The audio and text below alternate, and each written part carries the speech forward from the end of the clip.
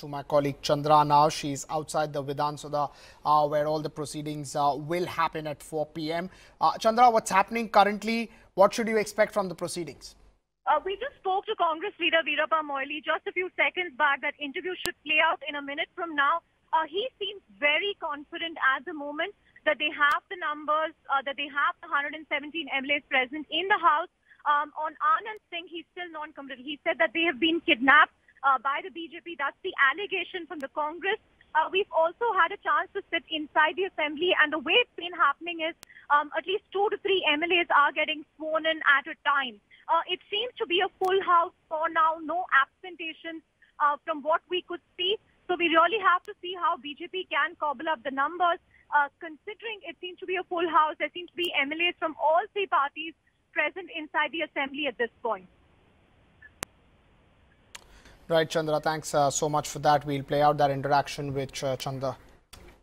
Okay, Chandra, also I just wanted to understand that, what to watch out for at 4 p.m. We have the numbers, we've been talking about numbers, but do you think it will still be quite action-packed? It will still be a lot of twists and turns before the decision comes out? That's right.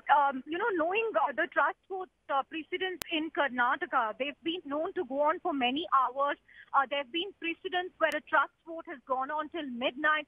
We don't know what's going to happen today if they can do this quickly through a show of hands or division of votes.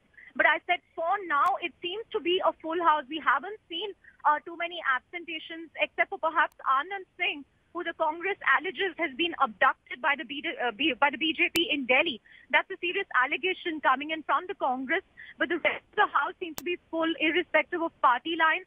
So can the BJP convince some of these MLAs to cross-vote? Can they convince them to absent themselves during the floor test? That's something that we have to wait and see. Right, Chandra. Thanks for the latest from there. It's, we had this important hearing in the Supreme Court, and that has also ended now. Let's hear in from Abhishek Manu Singhvi what he said after that hearing.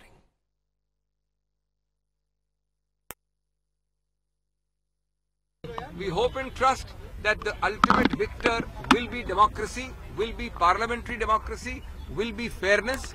Therefore, we hope and trust that there is no law and order situation. Lastly, as far as political issue is concerned, let me make it clear that firstly, there is no doubt in my mind that the victory shall be that of the Congress-JDS combined.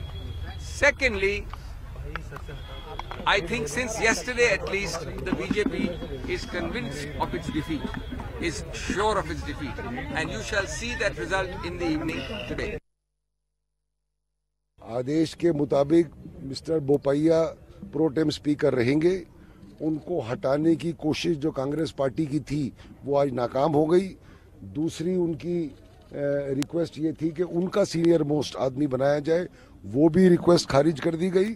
और जहां तक videography का सवाल है, हमने court में खुद कहा कि स्पीकर ने लाइव टेलीकास्ट ऑर्डर किया हुआ है जो अभी 11 बजे से चालू है। ये कोर्ट ने रिकॉर्ड किया और सारे मुद्दे खत्म कर कांग्रेस के लिए सबसे बड़ा झटका है ये इनका डेस्परेट अटेम्प्ट था कि किसी न किसी तरह कुछ और कोर्ट से ले लिया जाए। मुझे लगता है कि ये ट्रस्ट वोट ही कराना नहीं चाहते, इनको डर लग रहा है। That was the latest once the court hearing got over. Interesting. It's going to be an interesting day as to how things pan out in the state of Karnataka. On that note, we're taking a break. We're back in 2 minutes, but focus on Karnataka elections and what happens on the floor test would continue.